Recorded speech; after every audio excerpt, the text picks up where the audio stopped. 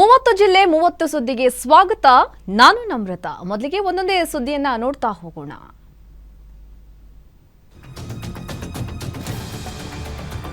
ವಿಜಯನಗರ ಸಾಮ್ರಾಜ್ಯದ ದೊರೆ ಶ್ರೀಕೃಷ್ಣದೇವರಾಯರ ಸಮಾಧಿಯ ಮೇಲೆ ಮಾಂಸ ಸ್ವಚ್ಛಗೊಳಿಸುವ ವಿಡಿಯೋ ಸೋಷಿಯಲ್ ಮೀಡಿಯಾದಲ್ಲಿ ವೈರಲ್ ಆಗ್ತಾ ಇದೆ.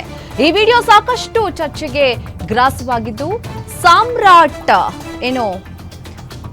ಸಾಮ್ರಾಟ್ ಶ್ರೀ ಕೃಷ್ಣದೇವರಾಯರಿಗೆ ಮಾಡಿದ ಅಪಮಾನ ಅಂತ ಎಲ್ಲರೂ ಕೂಡ ಹೇಳ್ತಾ ಇದ್ದಾರೆ, ಖಂಡಿಸ್ತಾ ಇದ್ದಾರೆ. ಶಾಸಕ ಯತ್ನಾಳ್ ಈ ಬಗ್ಗೆ ಎಕ್ಸ್ನಲ್ಲಿ ಪೋಸ್ಟ್ ಹಾಕಿದ್ದು ಖಂಡಿಸಿದ್ದಾರೆ. ಸಮಾಧಿಯ ದುಸ್ಥಿತಿಯನ್ನ ಪ್ರಶ್ನಿಸಿರೋ ಯತ್ನಾಳ್, ಭಾರತೀಯ ಇತಿಹಾಸದಲ್ಲಿ ಶ್ರೇಷ್ಠ ಆಡಳಿತಗಾರರಾಗಿದ್ದ ವಿಜಯನಗರದ ಶ್ರೀ ಕೃಷ್ಣದೇವರಾಯರ ಸಮಾಧಿಯ ದುಸ್ಥಿತಿ ಇದು. ಈ ಜಾಗವನ್ನ ಅಕ್ಷರಶಃ ಮಾಂಸದ ಮಾರುಕಟ್ಟೆಯಾಗಿ ಕೆಲ ಸ್ಥಳೀಯರು ಪರಿವರ್ತಿಸಿದ್ದಾರೆ. ಕನ್ನಡ ನಾಡಿನ ಹೆಮ್ಮೆಯ ಅರಸರು, ಅಸಾಮಾನ್ಯ ಆಡಳಿತಗಾರ, ಅಪ್ರತಿಮ ದಂಡನಾಯಕ ಶ್ರೀಕೃಷ್ಣದೇವರಾಯರಿಗೆ ಮಾಡಿದ ಅವಮಾನ. ಔರಂಗಜೇಬಿನ ಸಮಾಧಿಗೆ ರಕ್ಷಣೆ ಇದೆ, ಕೃಷ್ಣದೇವರಾಯರ ಸಮಾಧಿ ನಿರ್ಲಕ್ಷ್ಯಕ್ಕೆ ಒಳಗಾಗಿದೆ ಅಂತ ಯತ್ನಾಳ್ ಟ್ವೀಟ್ ಮೂಲಕ ಆಕ್ರೋಶವನ್ನು ವ್ಯಕ್ತಪಡಿಸಿದ್ದಾರೆ.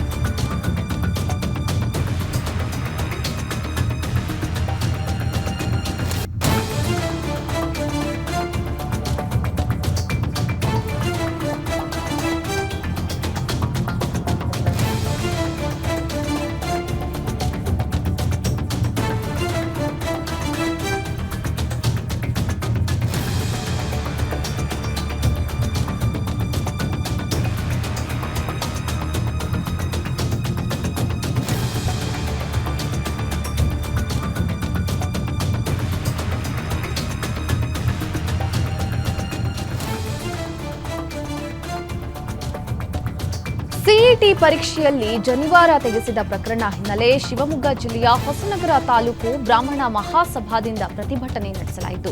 ಹೊಸನಗರ ಮುಖ್ಯ ರಸ್ತೆಗಳಲ್ಲಿ ಕಾಲ್ನಡಿಗೆ ಮೂಲಕ ಮೆರವಣಿಗೆಗೆ ತೆರಳಿದ ಬ್ರಾಹ್ಮಣ ಸಮುದಾಯ ರಾಜ್ಯ ಸರ್ಕಾರಕ್ಕೆ ಮನವಿ ಸಲ್ಲಿಸಿತು. ಸಿಇಟಿ ಪರೀಕ್ಷೆ ಸಂದರ್ಭದಲ್ಲಿ ಅಧಿಕಾರಿಗಳ ವರ್ತನೆ ಸಂವಿಧಾನ ಬಾಹಿರ ಕೃತ್ಯವಾಗಿದೆ. ಪರೀಕ್ಷಾ ಪ್ರಾಧಿಕಾರವು ಸೂಕ್ತ ಮಾರ್ಗಸೂಚಿ ಜಾರಿ ಮಾಡಬೇಕು, ತಪ್ಪಿತಸ್ಥರಿಗೆ ಕಠಿಣ ಶಿಕ್ಷೆ ಗುರಿಪಡಿಸಬೇಕು ಅಂತ ಹೇಳಿ ಬ್ರಾಹ್ಮಣ ಸಮುದಾಯ ಆಗ್ರಹಿಸಿದೆ.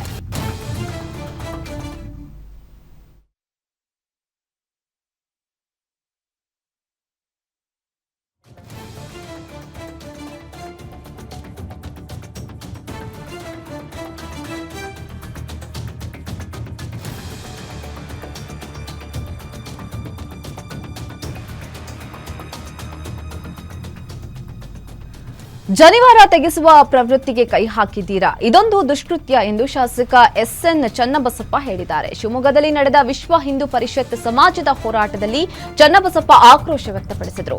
ಇಷ್ಟು ವರ್ಷಗಳು ಸಿಇಟಿ ಪರೀಕ್ಷೆ ನಡೆದಿರಲಿಲ್ವಾ? ಇದೊಂದು ಕುತಂತ್ರದ ಘಟನೆಗೆ ಕಾರಣರು ಯಾರು ಅಂತ ಹೇಳಿ ಹುಡುಕಿ ಕ್ರಮ ಕೈಗೊಳ್ಳಬೇಕು. ಇದರ ಸಂಪೂರ್ಣ ಜವಾಬ್ದಾರಿಯನ್ನ ಸಿಎಂ ಸಿದ್ದರಾಮಯ್ಯನವರೇ ಹೊರ ಬರಬೇಕು. ಇದು ಕೇವಲ ಸಾಂಕೇತಿಕ ಹೋರಾಟ, ಸರ್ಕಾರ ಕ್ರಮ ಕೈಗೊಳ್ಳದೆ ಹೋದ್ರೆ ನಾವ ನೋಡಬೇಕಾಗುತ್ತೆ ಅಂತ ಎಚ್ಚರಿಕೆ ನೀಡಿದ್ದಾರೆ. ಈ ರಾಜ್ಯ ಸರ್ಕಾರ ಕಾರಣ ಆಗುತ್ತೆ ಅಂತ ಹೇಳಿ ಎಚ್ಚರಿಕೆ ಕೊಡೋದು ಕೆಲಸ ನಮಗೆ ಈ ಘಟನೆಗಳು ತಿಳಿದ ನಂತರ ಸಂಬಂಧಪಟ್ಟಂತ ಅಧಿಕಾರಿಗಳ ಜೊತೆ ಮಾತಾಡಿದಾಗ ಕ್ರಮ ತಗೊಳ್ತೇವೆ ಅಂತ ಹೇಳ್ತಾರೆ. ಕ್ರಮ ತಗೊಳ್ಳೋದು ಒಂದು ಭಾಗ, ಆದರೆ ಈ ಸರ್ಕಾರಕ್ಕೆ ಒಂದು ಆಲೋಚನೆ ಮಾಡುವಂತ ಒಂದು ನೈತಿಕತೆ ಇಲ್ವೇನೋ ಅಂತ ಹೇಳಿ ಯೋಚನೆ ಮಾಡಲಿಕ್ಕೆ ಪ್ರಾರಂಭ ಮಾಡಿದ್ದಾರೆ.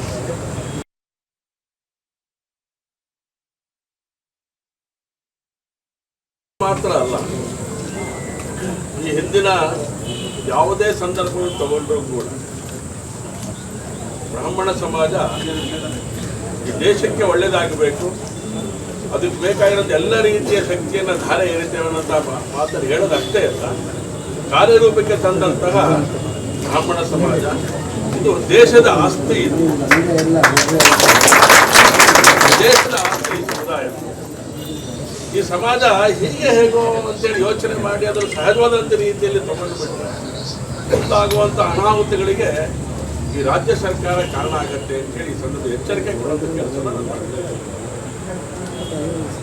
ನಮಗೆ ಈ ಘಟನೆಗಳು ತಿಳಿದ ನಂತರ ಸಂಬಂಧಪಟ್ಟಂತ ಅಧಿಕಾರಿಗಳ ಜೊತೆ ಮಾತಾಡಿದಾಗ ಕ್ರಮ ತಗೊಳ್ತೇವೆ ಅಂತ ಹೇಳ್ತಾರೆ. ಕ್ರಮ ತಗೊಳ್ಳೋದು ಒಂದು ಭಾಗ. ಆದರೆ ಈ ಸರ್ಕಾರಕ್ಕೆ ಒಂದು ಆಲೋಚನೆ ಮಾಡುವಂಥ ಒಂದು ನೈತಿಕತೆ ಇಲ್ವೇನೋ ಅಂತ ಹೇಳಿ ಯೋಚನೆ ಮಾಡಲಿಕ್ಕೆ ಪ್ರಾರಂಭ ಮಾಡಿದ್ದಾರೆ. ಮಾತ್ರ ಅಲ್ಲ, ಈ ಹಿಂದಿನ ಯಾವುದೇ ಸಂದರ್ಭವನ್ನು ತಗೊಂಡ್ರೂ ಕೂಡ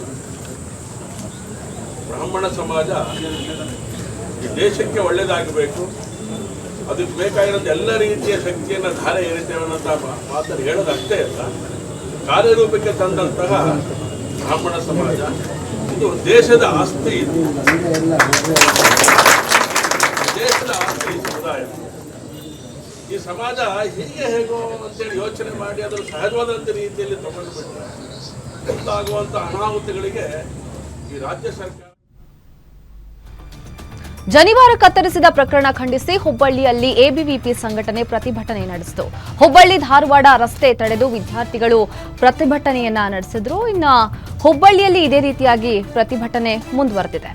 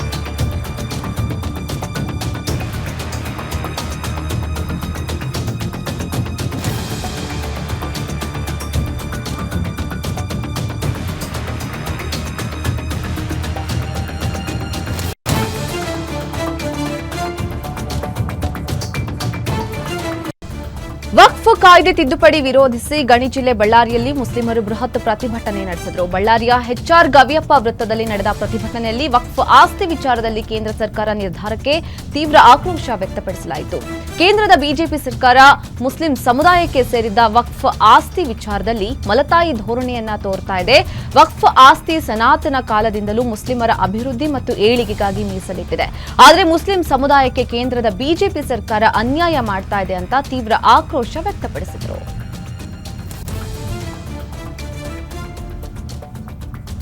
ಪಶ್ಚಿಮ ಬಂಗಾಳದಲ್ಲಿ ಹಿಂದೂಗಳ ಮೇಲಿನ ದೌರ್ಜನ್ಯ ಖಂಡಿಸಿ ಶಿವಮೊಗ್ಗದಲ್ಲಿ ವಿಎಚ್ಪಿ ಹಾಗೂ ಬಜರಂಗದಳ ಕಾರ್ಯಕರ್ತರು ಪ್ರತಿಭಟನೆ ನಡೆಸಿದರು.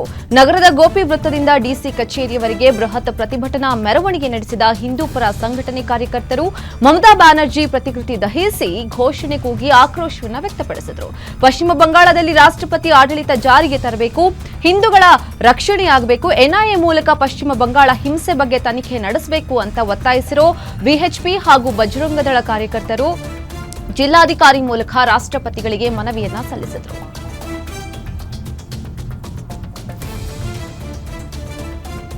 ಹುಬ್ಬಳ್ಳಿಯಲ್ಲಿ ಬಾಲಕಿ ಹತ್ಯೆಗೈದ ಆರೋಪಿ ಎನ್ಕೌಂಟರ್ ಪ್ರಕರಣಕ್ಕೆ ಸಂಬಂಧಪಟ್ಟಂತೆ 9 ದಿನ ಕಳೆದರೂ ಇನ್ನೂ ಪೊಲೀಸರಿಗೆ ಹಂತಕನ ಕುಟುಂಬದವರ ಮಾಹಿತಿ ದೊರೆತಿಲ್ಲ. ಪಿಎಸ್ಐ ವಿನೋದ್ ನೇತೃತ್ವದ ಟೀಮ್ ಪಾಟ್ನಾದಲ್ಲಿ ಹುಡುಕಾಟ ನಡೆಸಿದ್ರು. ಪಿಎಸ್ಐ ಸುನಿಲ್ ನೇತೃತ್ವದಲ್ಲಿ ಇನ್ನೊಂದು ಟೀಮ್ ಮಹಾರಾಷ್ಟ್ರ, ಗೋವಾ ಸೇರಿದಂತೆ ಗಲ್ಲಿಗಳಲ್ಲಿ ಹಂತಕನ ಫೋಟೋ ಹಿಡಿದು ತಿರುಗಾಡ್ತಾ ಇದ್ದಾರೆ. ಹುಬ್ಬಳ್ಳಿಯ ಪೊಲೀಸರಿಗೆ ಹಂತಕನ ಕುಟುಂಬಸ್ಥರನ್ನ ಪತ್ತೆ ಹಚ್ಚುವುದೇ ದೊಡ್ಡ ತಲೆನೋವಾಗಿದೆ. ಹುಬ್ಬಳ್ಳಿಯಲ್ಲಿ ಅತ್ಯಾಚಾರ ಪ್ರಕರಣ ಮಾಸುವ ಮುನ್ನವೇ ಬೆಳಗಾವಿ ಜಿಲ್ಲೆಯಲ್ಲಿ ಮತ್ತೊಂದು ಪ್ರಕರಣ ಬೆಳಕಿಗೆ ಬಂದಿದೆ. ಬೆಳಗಾವಿಯ ಅಥಣಿ ತಾಲೂಕಿನ ಐಕಳಿ ಪೊಲೀಸ್ ಠಾಣಾ ವ್ಯಾಪ್ತಿಯಲ್ಲಿ ಈ ಘಟನೆ ನಡೆದಿದೆ. 13 ವರ್ಷದ ಬಾಲಕಿಯ ಮೇಲೆ ಮಹಾಂತೇಶ್ ಹಿಪ್ಪರಗಿ ಅತ್ಯಾಚಾರಕ್ಕೆ ಯತ್ನಿಸಿದ್ದಾನೆ ಅಂತ ಆರೋಪಿಸಲಾಗಿದೆ. ಆರೋಪಿಯ ವಿರುದ್ಧ ಪೋಕ್ಸೋ ಕೇಸ್ ದಾಖಲಿಸಿ ಪೊಲೀಸರು ಬಂಧಿಸಿದ್ದಾರೆ. ಹುಬ್ಬಳ್ಳಿಯ ಪ್ರಕರಣದಂತೆ ಆರೋಪಿಗೆ ತಕ್ಕ ಶಿಕ್ಷೆ ನೀಡುವಂತೆ ಬಾಲಕಿ ಕುಟುಂಬಸ್ಥರು ಆಗ್ರಹಿಸಿದ್ದಾರೆ.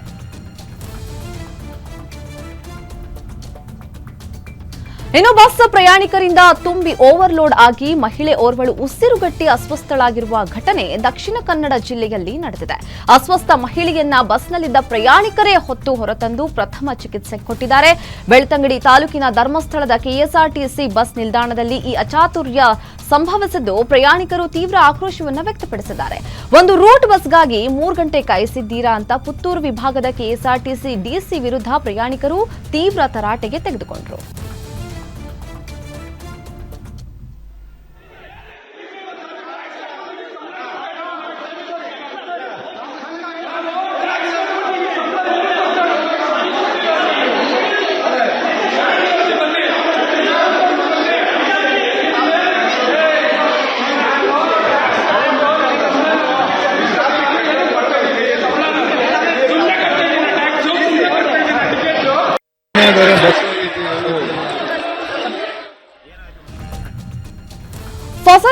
ದ್ರಾಕ್ಷಿ ತೋಟವನ್ನ ದುಷ್ಕರ್ಮಿಗಳು ಕತ್ತರಿಸಿ ನಾಶಪಡಿಸಿದ್ದಾರೆ. ಚಿಕ್ಕಬಳ್ಳಾಪುರ ತಾಲೂಕಿನ ಕಡಶಿಗೇನಹಳ್ಳಿ ಗ್ರಾಮದ ಬಳಿ ಈ ಘಟನೆ ನಡೆದಿದ್ದು, ನೂರಾರು ದ್ರಾಕ್ಷಿ ಗಿಡಗಳು ಹಾಗೂ ತೋಟಕ್ಕೆ ಬಳಸೋ 50ಕ್ಕೂ ಹೆಚ್ಚು ಕಲ್ಲುಗಳನ್ನು ಕಿಡಿಗೇಡಿಗಳು ಕತ್ತರಿಸಿದ್ದಾರೆ. ಕಡಶಿಗೇನಹಳ್ಳಿ ಗ್ರಾಮದ ಸರ್ವೆ ನಂಬರ್ 88ರಲ್ಲಿ 2 ಎಕರೆ ಪ್ರದೇಶದಲ್ಲಿ ಬೆಳೆದಿದ್ದ ದ್ರಾಕ್ಷಿ ಬೆಳೆಯನ್ನ ಯಾರೂ ಇಲ್ಲದ ಸಂದರ್ಭದಲ್ಲಿ ರಾತ್ರೋರಾತ್ರಿ ಈ ದುಷ್ಕೃತ್ಯ ಎಸಗಿದ್ದಾರೆ. ಘಟನೆಯಲ್ಲಿ ಕಾಂತಮ್ಮ ಎಂಬುವವರ ಕುಟುಂಬಕ್ಕೆ ಲಕ್ಷಾಂತರ ರೂಪಾಯಿ ನಷ್ಟವಾಗಿದ್ದು, ಹಲವರ ಮೇಲೆ ಅನುಮಾನ ವ್ಯಕ್ತಪಡಿಸಿದ್ದಾರೆ. ನಂದಿಗಿರಿಧಾಮ ಠಾಣಾ ವ್ಯಾಪ್ತಿಯಲ್ಲಿ ಘಟನೆ ನಡೆದಿದೆ. ಬೆಳಗಾವಿ ಜಿಲ್ಲೆಯ ಚಿಕ್ಕೋಡಿ ತಾಲೂಕಿನ ಹುಕ್ಕೇರಿ ತಹಶೀಲ್ದಾರ್ ಕಚೇರಿಗೆ ಲೋಕಾಯುಕ್ತ ಅಧಿಕಾರಿಗಳು ದಿಢೀರ್ ದಾಳಿ ಮಾಡಿದ್ರು. ತಹಶೀಲ್ದಾರ್ ಕಚೇರಿ ಮೇಲೆ ದಾಳಿ ನಡೆಸಿರೋ ಲೋಕಾಯುಕ್ತ ಅಧಿಕಾರಿಗಳು ಕಚೇರಿಯ ಕಡತ ಪರಿಶೀಲನೆ ನಡೆಸಿದ್ರು. ತಹಶೀಲ್ದಾರ್ ಕಚೇರಿಯಲ್ಲಿ ಲಂಚಾವತಾರದ ದೂರುಗಳು ಹಿನ್ನೆಲೆಯಲ್ಲಿ ಲೋಕಾಯುಕ್ತ ಡಿವೈಎಸ್ಪಿ ಭರತ್ ಪುಷ್ಪಲತಾ ನೇತೃತ್ವದಲ್ಲಿ ದಾಳಿ ನಡೆಸಿ ಪರಿಶೀಲನೆ ನಡೆಸಲಾಯಿತು. ಲೇಔಟ್ ನಿರ್ಮಾಣಕ್ಕಾಗಿ ನೂರಾರು ವರ್ಷಗಳ ಪುರಾತನ ಸಮಾಧಿಗಳನ್ನು ಧ್ವಂಸ ಮಾಡಲಾಗಿದೆ. ತುಮಕೂರು ಜಿಲ್ಲೆಯ ಶಿರಾ ಪಟ್ಟಣದಲ್ಲಿ ಬೂದಿಣ್ಣೆಯಲ್ಲಿ ಘಟನೆ ನಡೆದಿದೆ. ನಕಲಿ ದಾಖಲೆ ಸೃಷ್ಟಿಸಿ ಸಾರ್ವಜನಿಕ ಸ್ಮಶಾನ ಕಬಳಿಸುವ ಯತ್ನದ ಆರೋಪ ಕೇಳಿಬಂದಿದೆ. ಕಣ್ಣ ಮುಂದೆ ಪೂರ್ವಜರ ಸಮಾಧಿ ಒಡೆದು ಹಾಕಿದ್ದಕ್ಕೆ ಸ್ಥಳೀಯರು ಆಕ್ರೋಶಗೊಂಡು ಲೇಔಟ್ ಮಾಲೀಕ ಜಗದೀಶ್ ವಿರುದ್ಧ ಕಾನೂನು ಕ್ರಮ ತೆಗೆದುಕೊಳ್ಳುವಂತೆ ಆಗ್ರಹಿಸಿದ್ದಾರೆ. ಶಿರಾನಗರ ಠಾಣಾ ವ್ಯಾಪ್ತಿಯಲ್ಲಿ ಈ ಘಟನೆ ಸಂಭವಿಸಿದೆ. ಹಿರಿಯ ವಕೀಲ ಸದಾಶಿವರೆಡ್ಡಿ ಮೇಲಿನ ಅಪರಿಚಿತ ವ್ಯಕ್ತಿಗಳಿಂದ ನಡೆದ ಹಲ್ಲೆ ಖಂಡಿಸಿ ಬೀದರ್ನಲ್ಲಿ ಪ್ರತಿಭಟನೆ ನಡೆಸಲಾಯಿತು. ಬಲಗೈಗೆ ಕೆಂಪು ಬಟ್ಟೆ ಧರಿಸಿ ಬೀದರ್ ಜಿಲ್ಲಾ ವಕೀಲ ಸಂಘದಿಂದ ಅಂಬೇಡ್ಕರ್ ವೃತ್ತದಿಂದ ಡಿಸಿ ಕಚೇರಿವರೆಗೆ ಪ್ರತಿಭಟನೆ ಮಾಡಲಾಯಿತು. ವಕೀಲರಾದ ಸದಾಶಿವರೆಡ್ಡಿ ಕಚೇರಿಗೆ ಅಪರಿಚಿತ ವ್ಯಕ್ತಿಗಳು ಏಕಾಏಕಿ ನುಗ್ಗಿ ಹಲ್ಲೆ ಮಾಡಿದ್ರು. ಹಲ್ಲೆ ನಡೆಸಿದ ವ್ಯಕ್ತಿಗಳ ಬಂಧನವಾಗಿಲ್ಲ. ರಾಜ್ಯದಲ್ಲಿ ವಕೀಲರಿಗೆ ರಕ್ಷಣೆ ಇಲ್ಲದಂತಾಗಿದೆ ಅಂತ ಪ್ರತಿಭಟನಾಕಾರರು ಆಕ್ರೋಶವನ್ನು ವ್ಯಕ್ತಪಡಿಸಿದರು.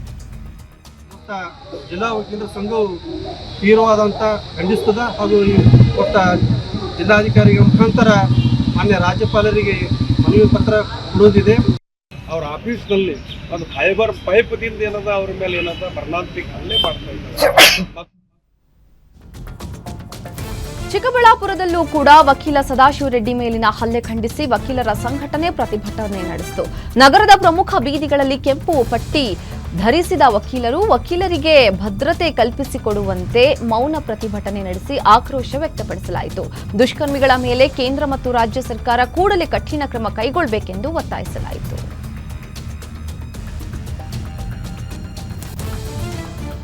ಕಲಬುರಗಿ ಜಿಲ್ಲೆಯ ಮಳಖೇಡ ಗ್ರಾಮದಲ್ಲಿರುವ ರಾಜಶ್ರೀ ಅಲ್ಟ್ರಾಟೆಕ್ ಸಿಮೆಂಟ್ ಕಾರ್ಖಾನೆಯ ಪ್ಯಾಕಿಂಗ್ ಮತ್ತು ಲೋಡಿಂಗ್ ಕಾರ್ಮಿಕರ ಮೇಲೆ ಆಗ್ತಾ ಇರುವ ಅನ್ಯಾಯವನ್ನ ಖಂಡಿಸಿ ಪ್ರತಿಭಟನೆ ಮಾಡಲಾಗಿದೆ. ಕಾರ್ಮಿಕರು ಜಿಲ್ಲಾಧಿಕಾರಿ ಕಚೇರಿ ಮುಂಭಾಗ ಪ್ರತಿಭಟನೆಯನ್ನ ಮಾಡಿದ್ರು. ಕಳೆದ 4-5 ವರ್ಷಗಳಿಂದ ಫ್ಯಾಕ್ಟರಿಯಲ್ಲಿ ಕೆಲಸ ಮಾಡ್ತಾ ಇರುವ ಕಾರ್ಮಿಕರ ಮೇಲೆ ಕಾರ್ಖಾನೆಯ ಸೂಪರ್ವೈಸರ್ ಮತ್ತು ಕೆಲ ವ್ಯಕ್ತಿಗಳು ದೌರ್ಜನ್ಯ ನಡೆಸ್ತಾ ಇದ್ದಾರೆ. ದೌರ್ಜನ್ಯದ ಬಗ್ಗೆ ಕಾರ್ಖಾನೆಯ ಹೆಚ್ಆರ್ ಗಮನಕ್ಕೂ ತಂದರೂ ಯಾವುದೇ ಪ್ರಯೋಜನವಾಗಿಲ್ಲ. ಹೀಗಾಗಿ ಕಾರ್ಮಿಕ ಇಲಾಖೆಯ ಕಾರ್ಮಿಕರ ಸಮಸ್ಯೆಯ ಬಗ್ಗೆ ಬಗೆಹರಿಸಬೇಕು ಅಂತ ಹೇಳಿ ಆಗ್ರಹಿಸಿದ್ದಾರೆ. ನಂದಿ ವಿಗ್ರಹವನ್ನು ಧ್ವಂಸ ಮಾಡಿರುವ ಘಟನೆ ಚಿಕ್ಕಬಳ್ಳಾಪುರ ನಗರದ ಮರಳು ಸಿದ್ದೇಶ್ವರ ದೇವಸ್ಥಾನದಲ್ಲಿ ನಡೆದಿದೆ. ದೇವಸ್ಥಾನದ ಮುಂದೆ ಇರುವ ನಂದಿ ವಿಗ್ರಹದ ತಲೆ ಕತ್ತರಿಸಿ ಕಿಡಿಗೇಡಿಗಳು ಪರಾರಿಯಾಗಿದ್ದಾರೆ. ತಡರಾತ್ರಿ ಘಟನೆ ನಡೆದಿದ್ದು ಸ್ಥಳದಲ್ಲಿ ಉದ್ರಿಕ್ತ ಪರಿಸ್ಥಿತಿ ನಿರ್ಮಾಣವಾಗಿದೆ. ನಗರದ ಹೃದಯ ಭಾಗದಲ್ಲೇ ಘಟನೆ ಸಂಭವಿಸಿದ್ದು ಸ್ಥಳಕ್ಕೆ ನಗರ ಪೊಲೀಸರು ಭೇಟಿ ನೀಡಿ ಪರಿಶೀಲನೆಯನ್ನ ನಡೆಸಿ ಪ್ರಕರಣ ದಾಖಲಿಸಿಕೊಂಡಿದ್ದಾರೆ. ಮೈಸೂರು ಜಿಲ್ಲೆಯ ನಂಜನಗೂಡಿನ ಆರ್ಪಿ ರಸ್ತೆಯ 15ನೇ ಕ್ರಾಸ್ನಲ್ಲಿ ಲಾರಿ ಮತ್ತು ಬೈಕ್ ನಡುವೆ ಭೀಕರ ಅಪಘಾತ ಸಂಭವಿಸಿದೆ. ದುರಂತದಲ್ಲಿ ಲಾರಿ ಚಕ್ರಕ್ಕೆ ಸಿಲುಕಿ ಮಹಿಳೆ ಸ್ಥಳದಲ್ಲೇ ಸಾವನ್ನಪ್ಪಿದ್ದಾಳೆ. ಬದನಾವಾಳು ಗ್ರಾಮದ 30 ವರ್ಷದ ಭವಾನಿ ಎಂಬಾಕೆ ಸ್ಥಳದಲ್ಲಿಯೇ ಸಾವನ್ನಪ್ಪಿದ್ದಾಳೆ. ಗಂಡ ಮಹೇಶ್ ಜೊತೆ ದ್ವಿಚಕ್ರ ವಾಹನದಲ್ಲಿ ತೆರಳುತ್ತಾ ಇದ್ದ ಸಂದರ್ಭದಲ್ಲಿ ಈ ದುರ್ಘಟನೆ ಸಂಭವಿಸಿದೆ. ಡಿಯೋ ಬೈಕ್ನಲ್ಲಿ ತೆರಳುವಾಗ ಭವಾನಿ ಆಯ ತಪ್ಪಿ ಕೆಳಗೆ ಬಿದ್ದಿದ್ದಾರೆ. ಘಟನೆ ಹಿನ್ನೆಲೆಯಲ್ಲಿ ಸ್ಥಳದಲ್ಲಿ ಕೆಲ ಕಾಲ ಟ್ರಾಫಿಕ್ ಜಾಮ್ ಉಂಟಾಗಿತ್ತು. ಘಟನೆ ಹಿನ್ನೆಲೆ ನಂಜನಗೂಡು ಸಂಚಾರಿ ಪೊಲೀಸ್ ಠಾಣೆಯಲ್ಲಿ ಪ್ರಕರಣ ದಾಖಲಾಗಿದೆ. ಕಲಬುರಗಿಯ ಕಿಣ್ಣಿ ಸಡಕ್ ಬಳಿ ಅಪರಿಚಿತ ಮಹಿಳೆ ಕೊಲೆ ಪ್ರಕರಣವನ್ನು ಪೊಲೀಸರು ಭೇದಿಸಿದ್ದಾರೆ. ಕಮಲಾಪುರ ತಾಲೂಕಿನ ಕಿನ್ನಿ ಸಡಕ್ ಗ್ರಾಮದಲ್ಲಿ 35 ವರ್ಷದ ಆರತಿ ಎಂಬಾಕೆಯನ್ನ ಕತ್ತು ಹಿಸುಕಿ ಶವವನ್ನ ಸುಟ್ಟು ಹಾಕಲಾಗಿತ್ತು. ಆರತಿ ಜೊತೆ ಅನೈತಿಕ ಸಂಬಂಧ ಇಟ್ಕೊಂಡಿದ್ದ ಶಿವು ಮದುವೆ ಆಗಬೇಕಾಗುತ್ತೆ ಅಂತ ಆರತಿಯನ್ನ ಕೊಲೆ ಮಾಡಿದ್ದಾನೆಂದು ಆರೋಪಿಸಲಾಗಿದೆ. ಪ್ರಕರಣದಲ್ಲಿ 27 ವರ್ಷದ ಆರೋಪಿ ಶಿವು ಅಲಿಯಾಸ್ ಶಿವಾನಂದನನ್ನ ಬಂಧಿಸಲಾಗಿದೆ. ಕಮಲಾಪುರ ಪೊಲೀಸ್ ಠಾಣೆಯಲ್ಲಿ ಪ್ರಕರಣ ದಾಖಲಾಗಿದೆ.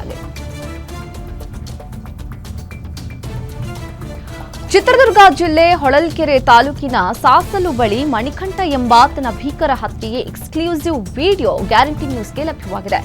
ಊಟಕ್ಕೆಂದು ಜೊತೆಗೆ ಬಂದ ಸ್ನೇಹಿತರಿಂದಲೇ ಮಣಿಕಂಠನ ಬರ್ಬರ ಹತ್ಯೆಯಾಗಿದೆ. ನಡು ರಸ್ತೆಯಲ್ಲೇ ಜಗಳ ತೆಗೆದು ಕಲ್ಲಿನಿಂದ ಜಜ್ಜಿ ಬರ್ಬರ ಹತ್ಯೆಗೈದಿರೋ ದೃಶ್ಯಾವಳಿ ಸಿಸಿಟಿವಿಯಲ್ಲಿ ಸೆರೆಯಾಗಿದೆ. ಸದ್ಯ ಆರೋಪಿಗಳನ್ನ ಬಂಧಿಸಲಾಗಿದ್ದು ಚಿಕ್ಕಜಾಜೂರು ಪೊಲೀಸ್ ಠಾಣೆಯಲ್ಲಿ ಕೊಲೆ ಪ್ರಕರಣ ದಾಖಲಾಗಿದೆ.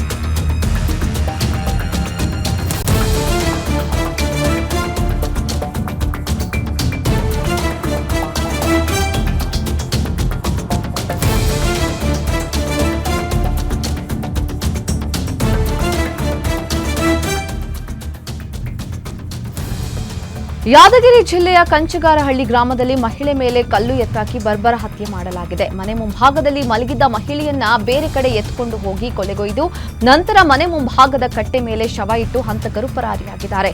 28 ವರ್ಷದ ಮಹಾದೇವಮ್ಮ ಎಂಬಾಕೆ ಭೀಕರ ಹತ್ಯೆಯಾಗಿದ್ದು ಘಟನಾ ಸ್ಥಳಕ್ಕೆ ಗ್ರಾಮೀಣ ಪೊಲೀಸರು ಭೇಟಿ ನೀಡಿ ಪರಿಶೀಲನೆ ನಡೆಸಿದ್ದಾರೆ. ಕಂಚಗಾರ ಗ್ರಾಮೀಣ ಠಾಣೆಯಲ್ಲಿ ಪ್ರಕರಣ ದಾಖಲಾಗಿದೆ.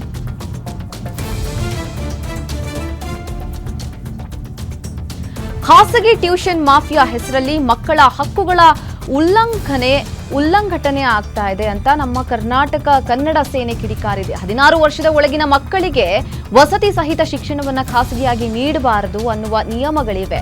ಆದರೂ ಕೂಡ ವಿಜಯಪುರ ಜಿಲ್ಲೆಯಲ್ಲಿ ಸಾಕಷ್ಟು ಖಾಸಗಿ ಶಿಕ್ಷಣ ಸಂಸ್ಥೆಗಳು ಜನರಿಗೆ ಮೋಸ ಮಾಡ್ತಾ ಇದೆ. ಈ ಕೂಡಲೇ ಶಿಕ್ಷಣ ಇಲಾಖೆ ಖಾಸಗಿ ಕೋಚಿಂಗ್ ಸೆಂಟರ್ಗಳ ಮೇಲೆ ಕ್ರಮ ಜರುಗಿಸಬೇಕು ಅಂತ ಹೇಳಿ ಆಗ್ರಹಿಸಿ ನಮ್ಮ ಕರ್ನಾಟಕ ಕನ್ನಡ ಸೇನೆ ಶಿಕ್ಷಣ ಇಲಾಖೆಯ ಅಧಿಕಾರಿಗಳಿಗೆ ಮನವಿ ಸಲ್ಲಿಸಲಾಗಿದೆ.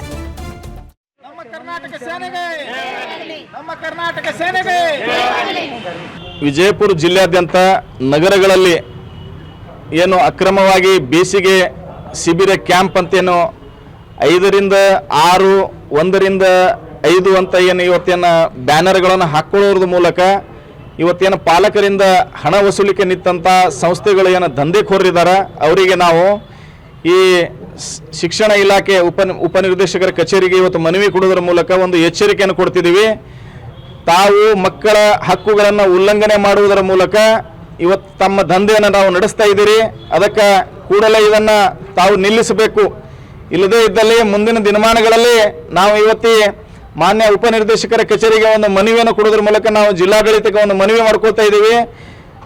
ಮೊನ್ನೆ ಇಂಥದೇ ಒಂದು ಬೇಸಿಗೆ ಶಿಬಿರದ ಒಂದು ಕ್ಯಾಂಪ್ನಲ್ಲಿ ಹುರ್ತಿಯಲ್ಲಿ ಒಂದು ಗ್ರಾಮದಲ್ಲಿ ಲಮಾಣಿಹಟ್ಟಿಯ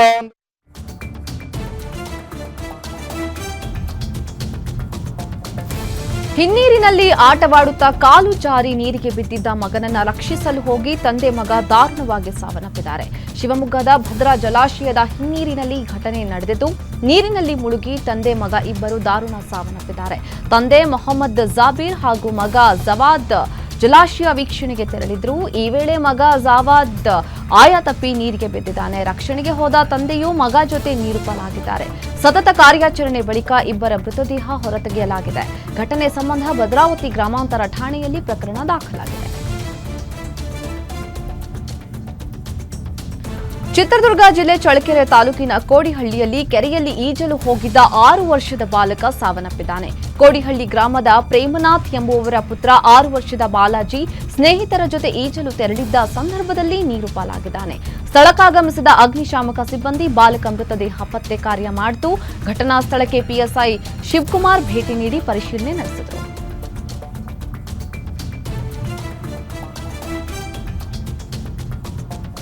ಬಿಸಿಲು ಬೆಗೆಗೆ ಕೆರೆಯಲ್ಲಿ ಈಜಲು ಹೋಗಿ ಬಾಲಕ ಸಾವನ್ನಪ್ಪಿದ್ದಾನೆ. ರಾಯಚೂರಿನಲ್ಲಿ ಜಿಲ್ಲೆ ಸಿರವಾರ ತಾಲೂಕಿನ ಲಕ್ಕಮದಿನ್ನಿ ಗ್ರಾಮದಲ್ಲಿ ಘಟನೆ ನಡೆದಿದೆ. ಗ್ರಾಮದ ಮೌನೇಶ್ ಹಾಗೂ ಲಕ್ಷ್ಮಿ ದಂಪತಿಯ 11 ವರ್ಷದ ಹುಸೇನಿ ಮೃತ ಬಾಲಕ ಸ್ನೇಹಿತರ ಜೊತೆ ಈಜಲು ಹೋದಾಗ ಈಜು ಬಾರದೆ ಕೆರೆಯಲ್ಲಿ ಮುಳುಗಿ ಸಾವನ್ನಪ್ಪಿದ್ದಾನೆ. ಸಿರಿವಾರ ಪೊಲೀಸ್ ಠಾಣಾ ವ್ಯಾಪ್ತಿಯಲ್ಲಿ ಘಟನೆ ನಡೆದಿದೆ. ಕಾರು ಬೈಕ್ ನಡುವೆ ಡಿಕ್ಕಿಯಾಗಿ ಮೂವರಿಗೆ ಗಂಭೀರ ಗಾಯವಾದ ಘಟನೆ ಚಿಕ್ಕಬಳ್ಳಾಪುರ ಜಿಲ್ಲೆಯ ಶಿಡ್ಲಘಟ್ಟ ತಾಲೂಕಿನ ದಿಬ್ಬೂರಹಳ್ಳಿಯಲ್ಲಿ ನಡೆದಿದೆ. ಬಾಗೇಪಲ್ಲಿ ಮೂಲದ ಬೈಕ್ ಸವಾರರು ಜಗದೀಶ್, ಸರಸ್ವತಮ್ಮ ಹಾಗೂ ಕಾರ್ನಲ್ಲಿದ್ದ ಚಂದ್ರಶೇಖರ್ಗೆ ಗಂಭೀರ ಗಾಯಗಳಾಗಿದೆ. ಗಾಯಾಳುಗಳನ್ನು ಚಿಕ್ಕಬಳ್ಳಾಪುರ ಜಿಲ್ಲಾಸ್ಪತ್ರೆಗೆ ರವಾನಿಸಲಾಗಿದೆ. ದಿಬ್ಬೂರಹಳ್ಳಿ ಪೊಲೀಸ್ ಠಾಣಾ ವ್ಯಾಪ್ತಿಯಲ್ಲಿ ಘಟನೆ ನಡೆದಿದೆ.